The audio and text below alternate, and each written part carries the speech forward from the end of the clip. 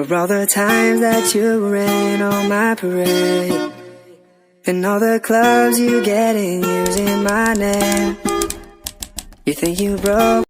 Isang mahigpit na yakap ang isinalubong ni Penelope kay Franco. Alas 8 na ng gabi at akala niya ay hindi na ito babalik. Nakangiting hinagkan nito ang kanyang noo, hindi pa rin niya ito pinakawalan. Tumawa ito. Para akong OFW na sinalubong ng misis sa airport. Inirapan niya ito. I was worried about you. Anong oras na?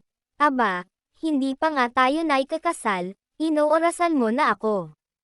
Lalong lumapad ang pagkakangiti nito habang siya naman ay natulala. Totoo ba ang narinig niya? Kasal. Sumikdo ang dibdib niya. Stop kidding around about marriage. I am not kidding around. Natulala na naman siya. Hinagkan agad nito ang kanyang mga labi, tila ipinapahiwatig na hindi siya dapat mabigla pero maiiwasan ba niya ang hindi ma-shock. Was that a proposal? WAR getting married. Will you marry me? Dam ako ang daliri nito sa ilalim ng kanyang baba upang isara ang kanyang bibig. Baka pasukin ng lamok. Bakit ka nagugulat? Bakit ako nagugulat? Tinampal niya ang braso nito. Because it's like, shocking. It's like, shocking. Panunudyo nito. Nakangiting niyakap niya ito. Wala na pala siyang aalalahanan pa. Sinasabi na nga ba niya na madaling maaalis sa landas nito ang nobya nito. Hitsura pa lang, panalo na siya. Of course, she felt bad for the woman. Babae rin siya at alam niya na masasaktan ito ng labis ngunit ganoon talaga ang buhay. Hindi niya maaaring pakawalan si Franco dahil sa isang babaeng hindi niya kilala. She won. Kung mauulit ang lahat ng iyon ay hindi na siguro kailangang masaktan si Frida pero ganoon talaga. Kiss me, aniya rito. Tumalima naman ito. Iyon na yata ang pinakamasayang araw niya sa mundo. Ngunit alam niyang, the best is yet to come. Her day of pure bliss would come in about 5 months, on their wedding day. Ang saya-saya niya. Pinangko siya nito at dinala sa silid.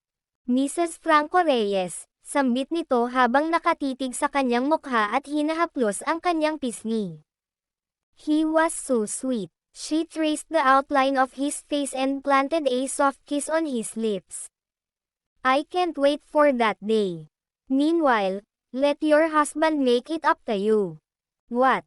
Tinugon nito ng halik ang kanyang tanong. Naging mainit ang halik na iyon maya-maya pa hanggang sa tuluyan na siyang natupok ng init. Naunawaan na niya kung ano ang ibig sabihin nito. Naunawaan na rin niya kung bakit ito tumigil noong nasa kapihan sila.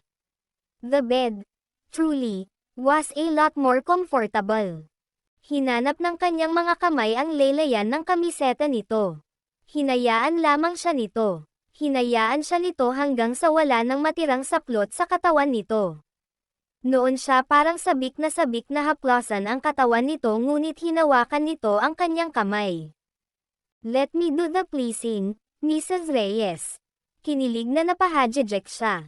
Kung iyon ang gusto nito, sino siya upang hindi ito pagbigyan?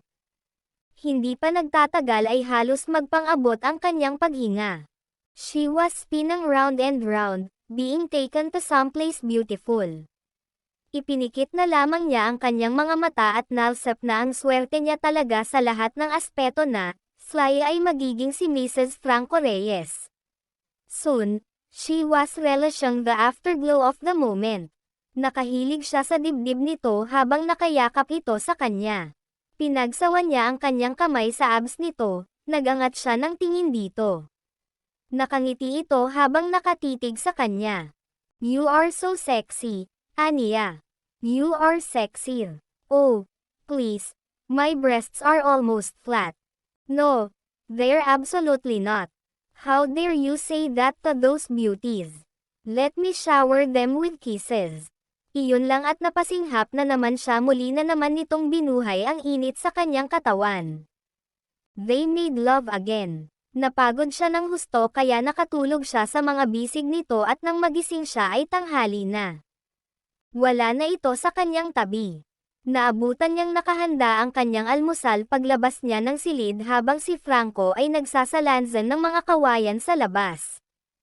Patiyad siyang lumapit dito, saka ito niyakap ng mahigpit. Pinangko agad siya nito papasok sa bahay. Ipinaghain siya nito at ipinagtimpla ng kape. Kung ganoon ba naman araw-araw ang sitwasyon ay wala siyang pakialam kahit hindi na sila bumalik sa Maynila. Ano ang mamimiss niya sa lungsod kung ang lahat ng kailangan niya ay naroon sa loob ng maliit na kabong iyon? Tiyak na kapag sinabi na nila sa kanyang ama ay labis itong matutuwa. Parang nakikinita na niya ang mangyayari, nakikinita na niya kung ano ang itatakbo ng kanilang mga buhay. Sasabihin agad nila iyon sa kanyang ama pagbalik nila sa Maynila. Iyon lang, hindi pa niya alam kung kailan iyon. Ang isang bahagi ng isip niya ay ibig nang makabalik na sila sa lungsod, sa gayon ay masimulan na niya ang pagsasaayos ng kanilang kasal, habang ang isang panig ng isip niya ay ibig pang samantalahin ang panahon nilang magkasama. Kung tutusin ay parang noon lang sila nito talaga naging malapit sa isa't isa. She was enjoying every moment of it. Kailan tayo babalik sa Manila? Tanong niya. Sa isang linggo. Saan mo gustong magpakasal? Ako ang dapat magtanong niyan sa'yo. Saan mo gusto? Balik tanong nito sa kanya.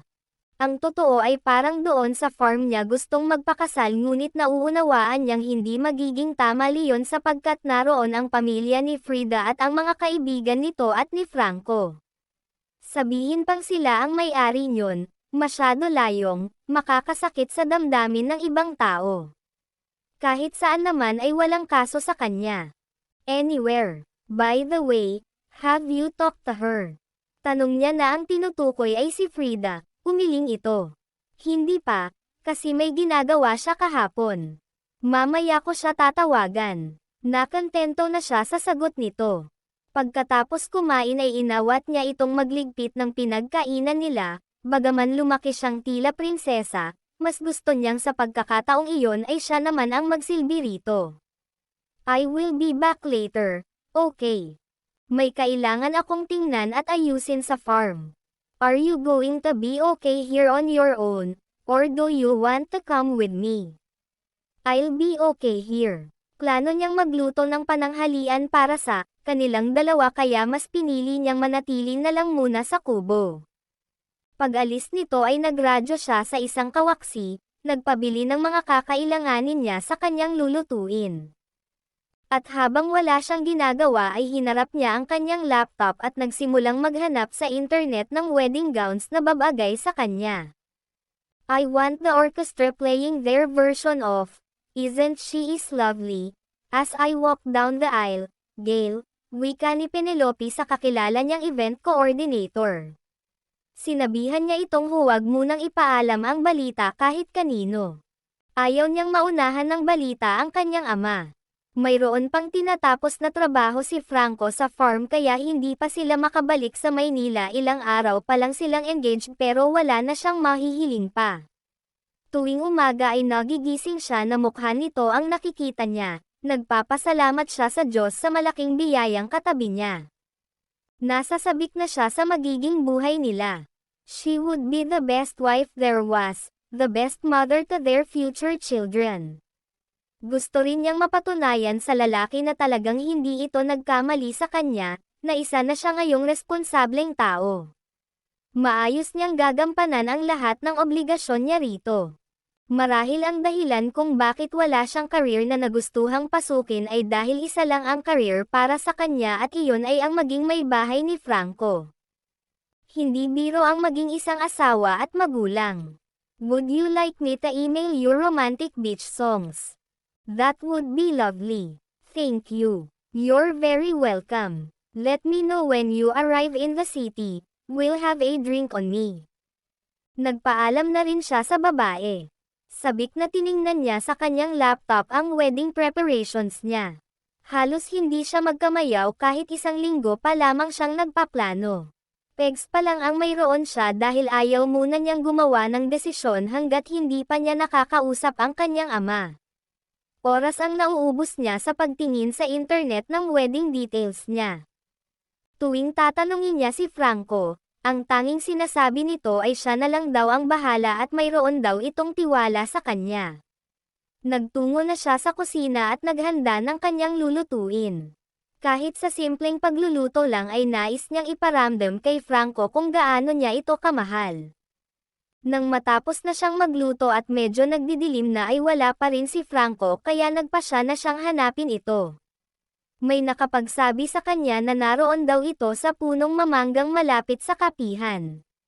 Bahagya siyang nagtaka sapagkat kapag ganoong oras ay madilim na roon at alas 5:30 ang tapos ng operasyon ng kapihan, gayunman ay nagtungo siya roon. Nasa likod ito ng puno, mga binti lamang nito ang nakikita niya. Napangiti siya. Balak sana niya itong sorpresahin ngunit nang malapit na siya rito ay narinig niyang may kausap ito, marahil sa phone dahil wala siyang nakikitang ibang tao roon. Paimpal siyang lumapit dito. Nakita niyang nasa kandangan nito ang isang laptop, may kausap ito sa internet. Mukhang seryoso ito sa ginagawa kaya hindi siya napansin. Alam niyang maliit lang ang camera ng laptop kaya humanap siya ng pwestong makikita at maririnig niya ito nang hindi siya nakakapture ng camera. Ilang hakbang iyon mula sa likuran nito. Nakita niya mula roon na kausap nito si Frida. Kinutuban agad siya sapagkat sinabi ng lalaki sa kanya na nakipag-break na raw ito sa babae. Ano at nag-uusap pa ang dalawa at tila nagtatago pa si Franco. Umiiyak si Frida sa monitor, lalo na itong hindi naging kaaya-ayang tingnan. Narinig niya ang buntong hininga ni Franco. Sorry. I really am so sorry, Frida. Tama pala ang sinabi ni nanay sa akin. Tumawag siya sa akin at binalaan ako tungkol kay Penelope. Noong sinabi niya sa akin, natawa lang ako, sabi ko, may tiwala ako sa iyo at alam kong hindi mo papatulan ang babaeng yun dahil matagal mo na siyang sakit ng ulo. Sa mga kwento mo sa akin, parang lumalabas na ayaw mo sa kanya, sa ugali niya. Iyon pala. Umiyak na naman ito. Nag-init agad ang ulo niya sa mga sinabi nito, subalit sa isang banda ay nauunawaan niya ang galit at pagtatampo nito. Hindi ko inaasahan ang nangyari sa amin, Frida. Nasabi ko na rin naman sa'yo. Pasensya ka na, naging mahina rin ako sa tukso. Dama niya ang pagtaas ng kanyang kilay ngunit nanatil siya sa kanyang pwesto. Mahal mo na ba siya? Ayoko na sanang pag-usapan pa natin siya. Pero paano kung hindi maiisip ang kaligayahan mo? Pakakasalan mo lang siya dahil nahihiya ka sa daddy niya. Hindi konsiyensya ang dahilan para magpakasal ang isang tao. Marami akong dahilan kaya gusto ko siyang pakasalan. Alam ko, sinabi mo na rin sa akin noon pa ang tungkol sa kumpanya. Pero kahit hindi mo siya pakasalan, siguro naman ay ibebenta pa rin sa'yo ng daddy niya ang ilang porsyento ng kumpanya. Malaki ang naitulong mo sa kanila. Alam niya na kung wala ka, wala rin ang kumpanya dahil hindi nga maaasahan yang Penelope na yan. Ang mahalaga ngayon sa akin, malaman kung mahal mo na siya at nakikita mo bang magtatagal kayo. Parang taon ang itinagal ng bawat sandali. Ang tagal bago sumagot si Franco. If I marry her, everything's going to fall perfectly into place. Mahal mo ba siya? Mariing tanong uli ni Frida. Ubod ng tagal uli tumugon si Franco nang pakiworry niya ay hindi na iyon darating ay animong may tumusok sa puso niya.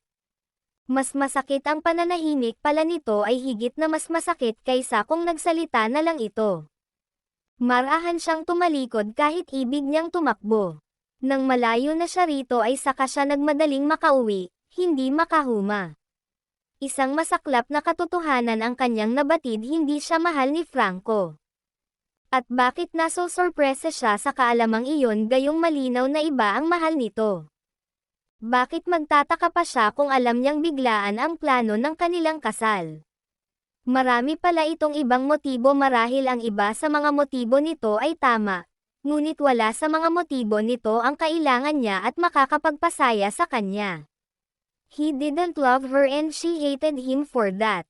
I am not marrying a jerk who only wants to marry me because it's the right thing to do. I refuse to have a wedding that is nothing but a pity party for me. How dare you, Franco? Ano na ang gagawin niya? Casual na sasabihin dito na ayaw na niyang magpakasal dito. Hindi ito maniniwala. Maghahanap ito ng dahilan at magpapatiwakal muna siya bago niya ipaalam ditong ang tanging dahilan ay dahil hindi siya nito mahal. She did not want to be seen as the noble martyr in that fiasco.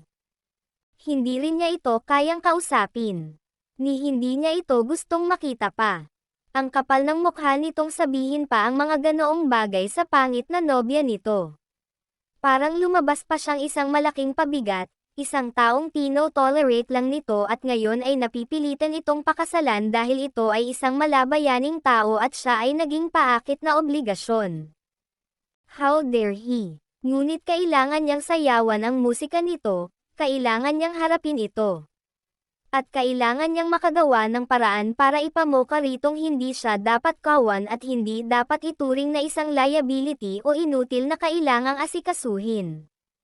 Maya-maya ay narinig niyang parating na ang sasakyan nito. Nagkunwari siyang abala sa panonood ng telebisyon. Nang dumating ito ay hindi niya ito sinalubong. Nilapitan siya nito, niyakap, sa kahinagkan. God! She would miss his lips, for sure. Franco, malambing na tawag niya rito. Can we postpone telling my father muna? Bakit? Kunot na kunot ang noo. Gusto ko sanang makita muna niyang mag-boyfriend tayo bago natin announce ang engagement natin. I want to play the good daughter for the first time in my life. Is that okay, sweetie? Nakangiting tumango ito. Of course, I understand.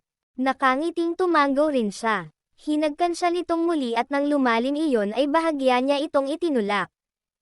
I have my period. Kain na lang muna tayo. Masarap ang niluto ko. Hinagkan siya nito sa kanyang pisngi, hinaplos iyon, at pinakatitigan siyang tila ba siya ang pinakamagandang babae sa buong mundo. It felt almost as if he loved her. But she knew the truth.